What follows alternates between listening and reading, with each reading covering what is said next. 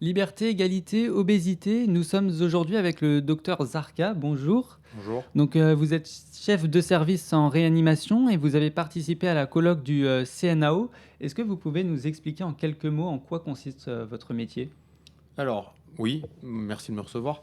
Alors, mon métier est assez simple. Je prends en charge quotidiennement des patients souffrant de pathologies chroniques décompensantes ou de pathologies aiguës, hein, pour faire au plus simple, les infections urinaires, mais dont la gravité est telle que le pronostic vital est engagé. Voilà. Cela fait assez longtemps que vous êtes dans le milieu médical, quasiment 20 ans.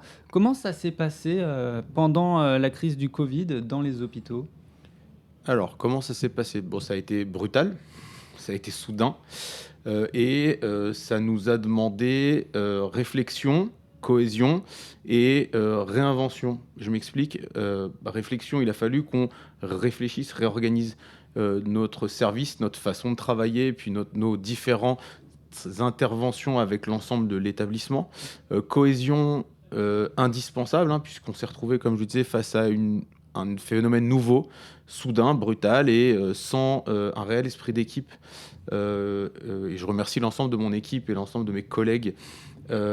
Nous n'aurions pas pu traverser les différentes vagues que nous avons connues sur les 2 dernières années, tant sur le plan physique, puisque ça a été 2 ans éprouvants, que moral, hein, puisque, comme pour faire référence à ce qui a été dit, c'est vrai que pour certains, ça a été les premières mesures de confinement, un temps à la maison à tourner en rond.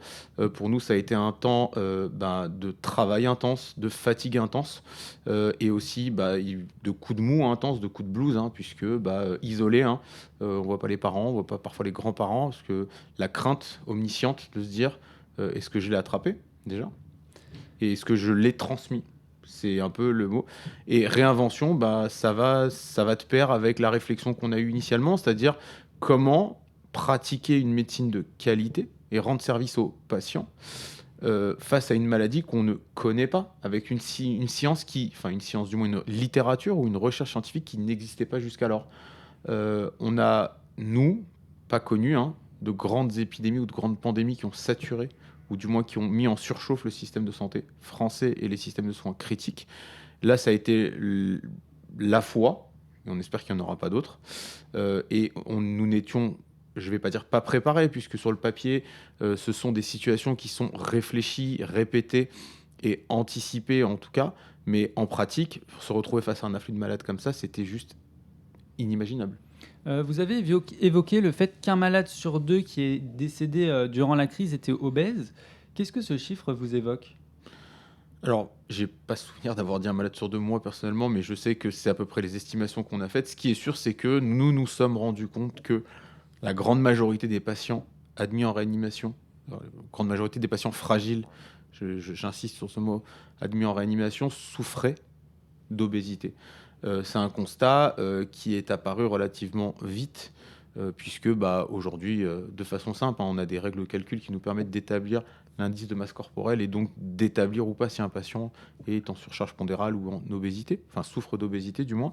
Et force est de constater que des patients souffrant d'obésité, se sachant souffrant d'obésité, est admis en réanimation. Il y a aussi des patients qui n'avaient aucune autre comorbidité, jeunes, n'ayant jamais consulté de médecin, puisque, encore une fois, même si en tant que médecin, c'est pas ce que je pense, mais c'est vrai, quand on est jeune et en pleine santé, quand on n'est pas malade, on va pas voir le docteur, hein.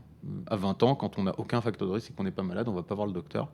Se sont découverts obèses. Et à terme, aujourd'hui, quand on reprend tous les papiers qui ont été publiés et quand on reprend toutes les études qui ont été faites, on se rend compte que l'obésité, et c'est un constat clinique, hein, l'obésité est un facteur de risque, est une pathologie, ou du moins un facteur de risque associé à une forme sévère de Covid-19 et malheureusement à terme parfois de mortalité. Et comment on peut justifier le fait que ce soit ces personnes qui ont été parmi les plus touchées? Est-ce qu'elles n'ont pas été assez protégées par l'État ou par les médias, par exemple? Alors, assez protégé. Euh, Tout le monde a fait ce qu'il a pu pour protéger les siens. Et le corps médical et l'État a fait ce qu'il a pu, hein.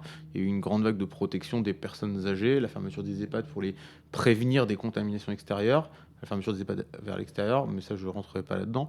Après, c'est comment envisager qu'un facteur de risque comme l'obésité, qui est quelque chose qui, comme le disait le docteur Cortés tout à l'heure, 15% de la population, puisse être un facteur de risque de mortalité d'une pathologie virale. Parce que si demain je vous disais, je sais pas, vous avez trouble de la vision et vous êtes plus à risque de mourir d'une angine, inimaginable. C'est pareil.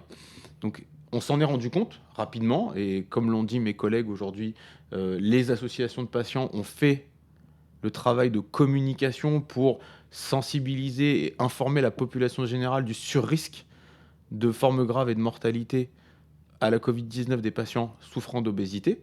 Maintenant, encore une fois, il était difficile d'envisager, ou en tout cas d'anticiper, que quelque chose de connu par la population générale soit un facteur de risque qui conduise au décès. Il y a des facteurs de risque connus qui sont liés à des événements cardiovasculaires. Le tabac est facteur de risque cardiovasculaire, on sait, ça existe, tout le monde le sait, et je vous invite à interroger la population générale et leur demander, tout le monde le sait. Aujourd'hui, on commence maintenant enfin à comprendre que l'obésité est associée à une forme grave de Covid-19. Mais il a fallu une pandémie mondiale pour se rendre compte que quelque chose de silencieux, évoluant à bas bruit finalement, puisque pouvait être à risque pour une grande partie de la population générale, puisque encore une fois, il y a 15% de patients souffrant en France d'obésité, mais il y a aussi beaucoup de gens qui ne se savent pas obèses. Et enfin, une dernière question pour conclure. Une fois qu'une personne obèse est admise en réanimation, si elle en sort, est-ce qu'elle est suivie ? Alors, est-ce qu'elle est suivie de façon générale ? Oui. Est-ce qu'elle est suivie pour son obésité ? Comme je le disais tout à l'heure, aujourd'hui, nous, notre métier, c'est de faire de la réanimation et de penser à l'après-réanimation. Et probablement qu'il faudra à l'avenir réfléchir à inscrire dans le parcours patient à la sortie de la réanimation, selon la volonté du patient, parce que de toute façon, ça ne marchera que comme ça, l'inscrire dans un parcours de soins qui viserait à pouvoir le prendre en charge pour son obésité.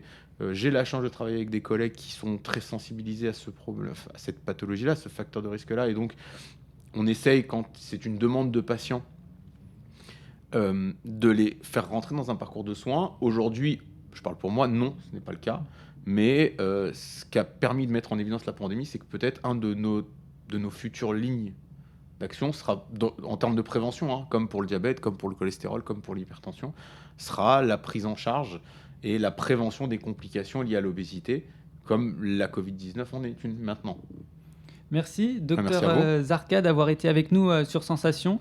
Je rappelle que vous êtes chef de service en réanimation. Et encore une fois, merci d'avoir été avec nous sur Sensation. Merci à vous.